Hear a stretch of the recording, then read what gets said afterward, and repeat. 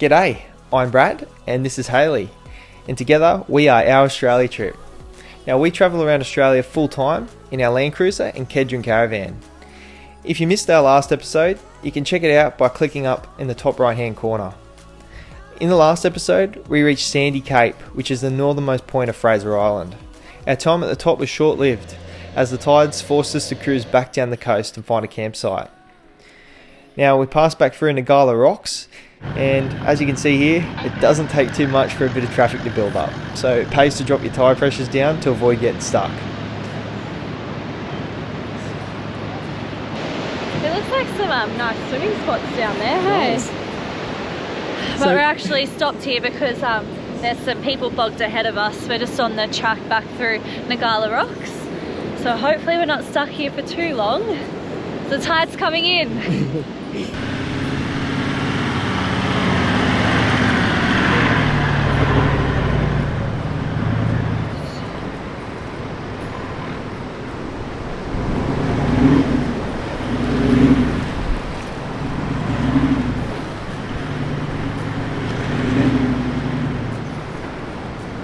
Now we passed back through without too much trouble and made our way down the beach to Marloo, which is camping zone 8. And boy were we in for a treat. Now this is what Fraser is all about. I'd love to say that we spent the night by the fire, but unfortunately you aren't allowed campfires on Fraser Island. Instead, we had an early night and ready for a jam-packed day the next day.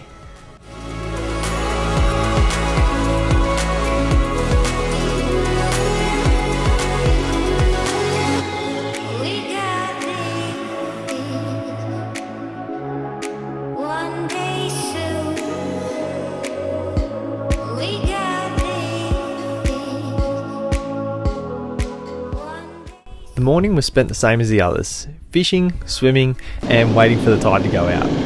Being our third day on Fraser, we were itching to go and see what the West Coast had to offer. I had seen a video a few years back of this stunning drive all the way through to Platypus Bay on the western coast. We tried our best to get over there, but we were greeted by a fence and a decommissioned track. This is a little disappointing, but not to be discouraged though. We ended up driving over to Wathumba Spit, which we're told was equally beautiful and unique with swirling sands just like Hill Inlet in the Whitsundays. We were greeted by dense sea mist and around 100 metres of visibility. Our mates Josh and Laura from JL Adventures sent us these photos of when they visited only a day later. Lucky ducks. Anyway, my stomach was grumbling by now as it was the mid-morning, so we decided to head over to Indian Head for lunch on the beach, double island point style. Check it out. Okay, after a bit of driving this morning, we've pulled up for lunch here at Indian Head and it's absolutely gorgeous. Check out that water. So we're going to have a bit to eat and then go for a swim. And then after lunch, we're going to head up to Champagne Pools because that place is better on the mid to low tide. So we'll just wait for the tide to go out a bit more and then we'll head to Champagne Pools. So it's all a bit of a puzzle organising what you're going to do around the tides, but that's the plan so far.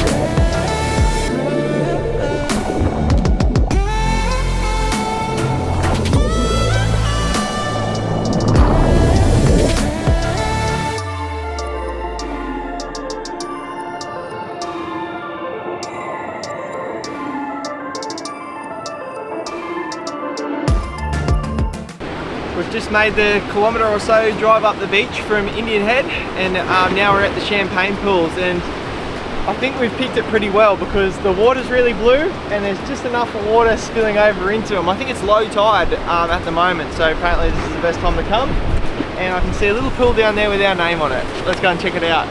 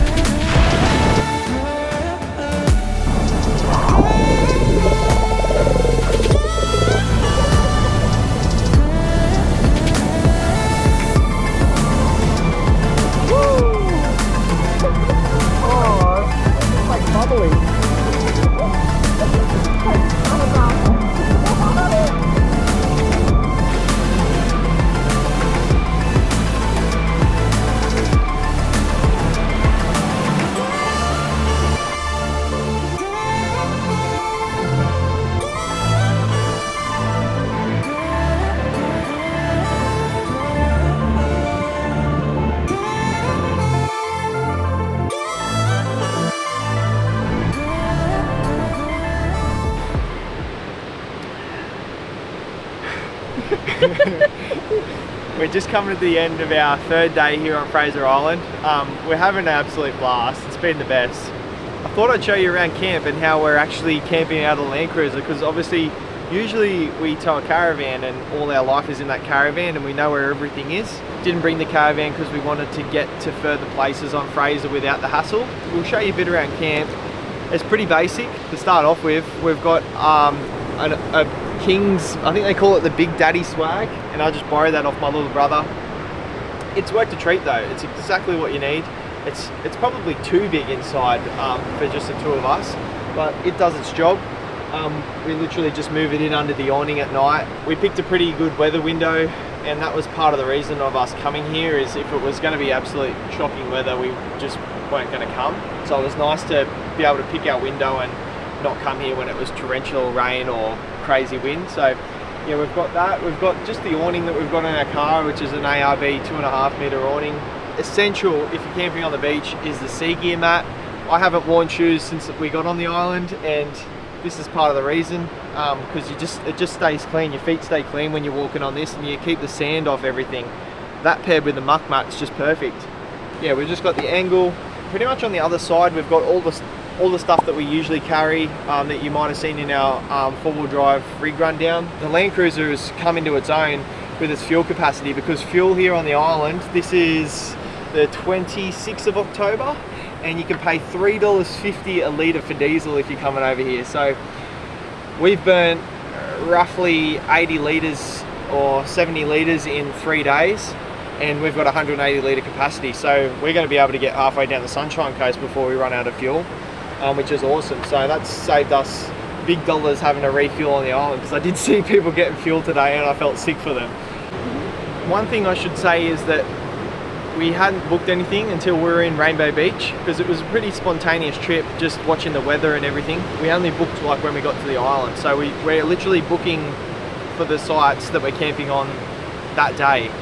It bit us in the butt a little bit, because all the way up at Sandy Cape there's a few zones up there, and there's only a very small capacity on those zones, so we missed out on those sites up there. But after driving up there yesterday and seeing what they were like, and seeing how remote they are from all the really good attractions on Fraser Island, I'm glad that we're camping where we are. This is our second night here. It was that good on the first night, we're like, we're going to stay here again tonight, because it was... In our second zone, we camped at another zone. Yeah, we did camp down at the Maheno on the first night, and I dare say that's where we'll be tomorrow. But yeah, we didn't print anything out. We just had a bit of spare cardboard in the Land Cruiser, so Hayley's written our camping numbers and stuff on that. So if you come to Fraser and you're not sure how things go, that's worked for us. We haven't had any issues so far, so yeah, it's lovely. And I guess I'll see you tomorrow morning.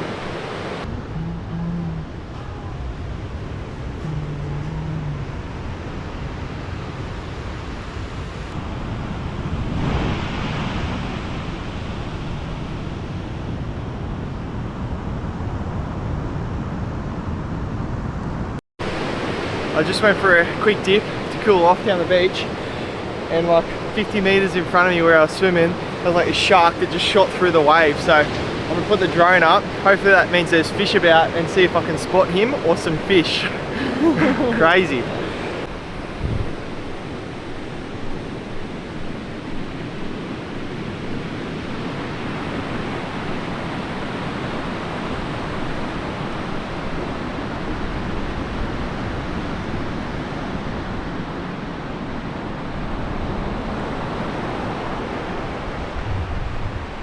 Alright, well it's our last full day on Fraser Island. I can't believe the week's been going so quickly.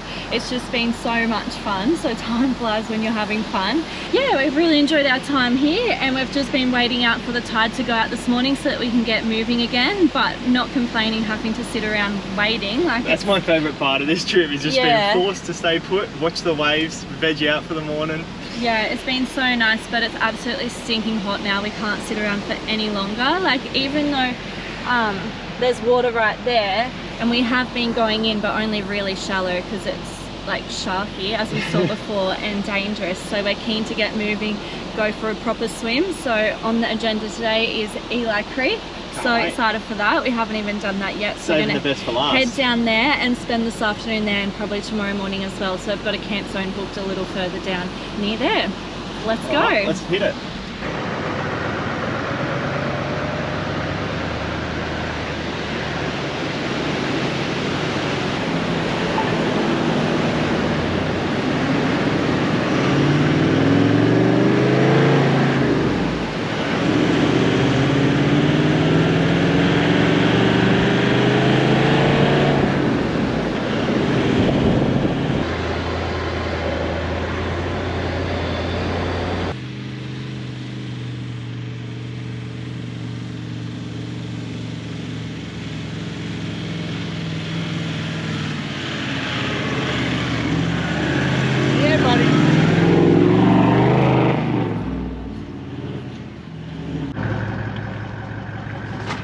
Bit of a rookie error last night. Lucky it was after we made dinner. I decided I was going to heat up a nice pot of hot chocolate, and ran out of gas. So bloody rookies. Luckily at Orchid Beach here you can fill up gas bottles. I'm not sure what the price is yet, but they've got gas here, so at least we can cook our snags tonight. Yeah.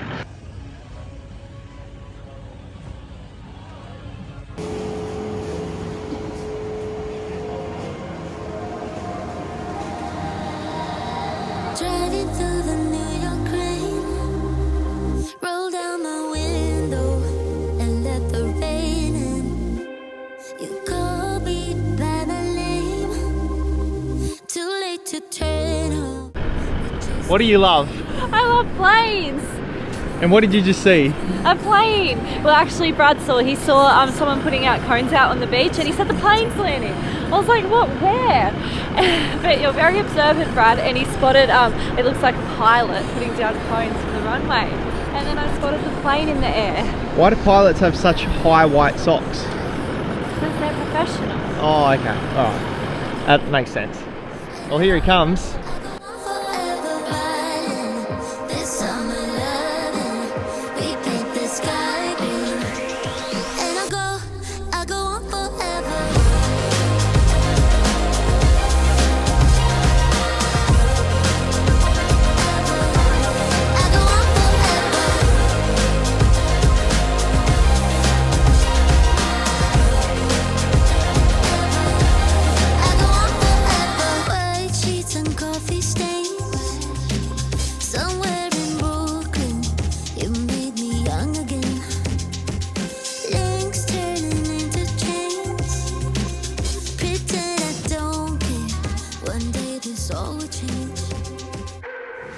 Pretty busy down here at Eli Creek. It's Thursday at 3 o'clock in the afternoon, and she's chockers. So I think our game plan is to enjoy this afternoon and then come back bright and early tomorrow morning. Really early. This pristine freshwater creek pumps out 4 million litres of fresh water per hour from an underground spring. While we were here, we ran into Josh and Laura again and decided to head up and check out the iconic Maheno shipwreck. This steamship broke speed records across the Tasman in its heyday and lived a colourful life as a warship. It met its fate nearly 90 years ago when it washed up here in a storm while being towed to Japan to be sold for scrap metal. After checking out the wreck, we headed up the beach to find camp for the night and to weather a storm we did not know was coming. Okay, so it's our last night on Fraser. We found a spot here on the beach again. We've picked up with Josh and Laura from JL Adventures. We're camping out tonight, spending the last night on the beach. Can't get much better than this, but tomorrow morning we're going to pick up pretty early. We're going to try and punch down to Eli Creek before it gets busy, before getting the barge home. But yeah, we're going to take in the night and yeah, spend it with some friends.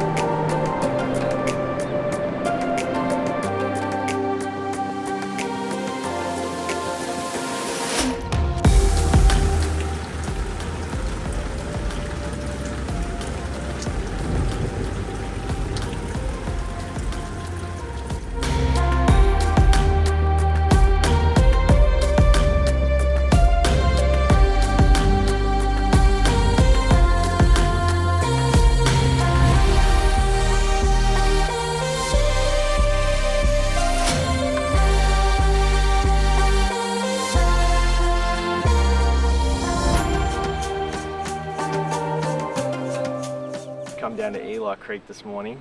It's about 6 o'clock in the morning and there's only 3 other people here, so I think our rule has paid off. That means that the water colour or the water clarity is a lot better as well, because there's not hundreds of people just running through churning it up. So it looks really pretty and really like peaceful this morning. So we're just gonna make a coffee, have some breakfast here and enjoy the morning at Eli Creek before making our way back to the barge.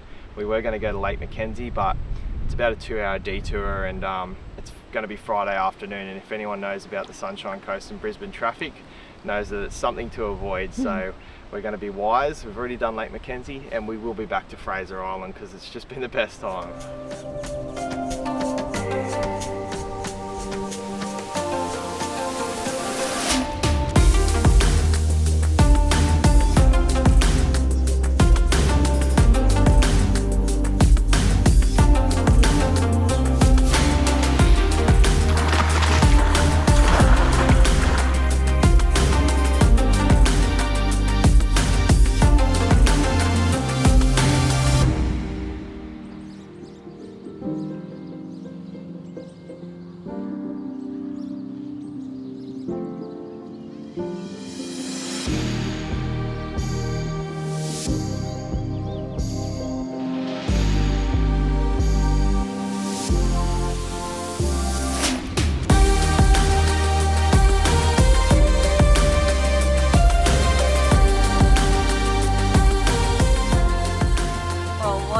To start your day. A swim down Eli Creek. We had it all to ourselves.